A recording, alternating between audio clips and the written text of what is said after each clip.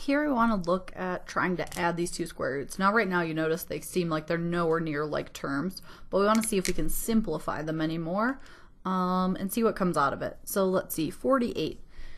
48, now first one jumps out at you might be 4, but then if you think, well, 12 is going to be left, I can pull 4 out of 12 also, means I probably can pull 16 out of the original thing. And so what we're looking for is perfect squares. So I know I can rewrite 48 as 16 times 3, so I'm going to think of it as square root of 16 times square root of 3. And then same thing with the variables. I can't take the square root of w to the third because I can't split it up nice and evenly, but I can definitely take the square root of w squared. And so I'm going to think of w to the third being an even amount, w squared, and then 1 left over.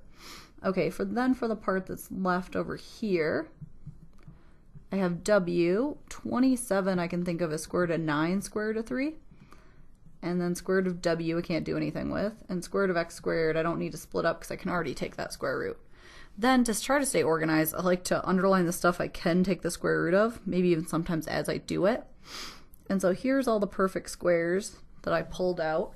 And so in this first one, this will say 8x times the square root of 16 is 4, and the square root of w squared is w. And so then I have the 3 and the w left under the square root, the parts I couldn't free from this root.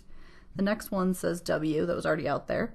Square root of 9 is 3, and square root of x squared is just x, right? X times x gives you x squared, so that's why it's a square root. And the 3 and the w are trapped under the root.